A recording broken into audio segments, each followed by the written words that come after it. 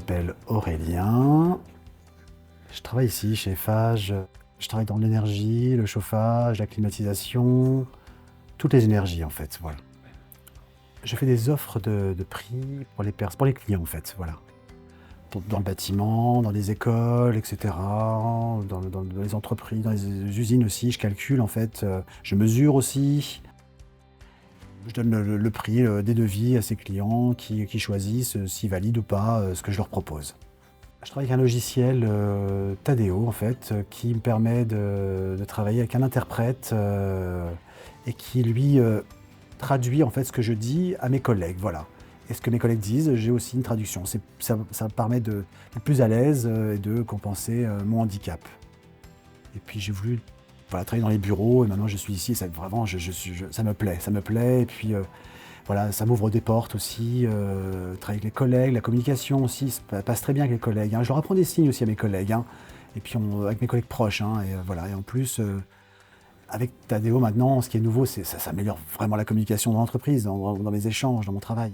Alors la mise en place de Tadeo, en fait, c'était hyper simple de mise en œuvre. Un simple contact mail au niveau de l'entreprise Tadeo et le dirigeant Julien Monet m'a répondu en me disant qu'il pouvait se rendre disponible d'ici une quinzaine de jours pour venir présenter la solution à Eiffage et à Aurélien du coup également. Et puis donc on a fait plusieurs tests, on a fait des tests ensemble.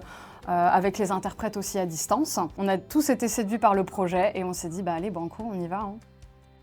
C'est vraiment un plaisir que j'ai découvert ça, et avec plaisir, et non, ça m'a vraiment bluffé, quoi. J'étais vraiment content c'était vraiment une belle réussite, vraiment une très belle réussite de vie. Ouais.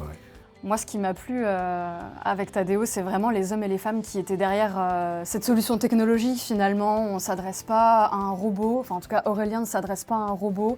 Il y a vraiment des interprètes qui sont en face et qui rendent aussi vivant la chose.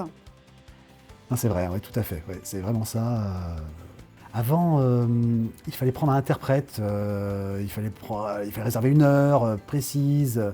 C'était très compliqué. Hein. Maintenant, cette technologie-là de Tadeo, avec le téléphone, avec l'ordinateur, permet justement d'avoir quelqu'un rapidement et pas réservé 2 semaines à l'avance, quoi. À la dernière minute, on peut avoir quelqu'un. Donc ça, c'est vraiment un progrès immense, c'est une bonne solution.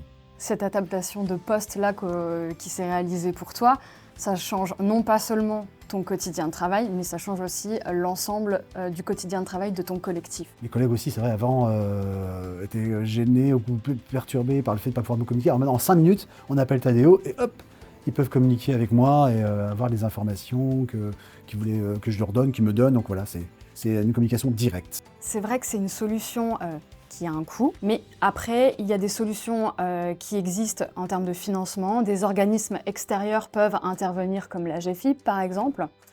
Après, chez Eiffage, en interne, grâce à notre accord de branche de 2022, la mission handicap nous a permis de concrétiser ce projet-là.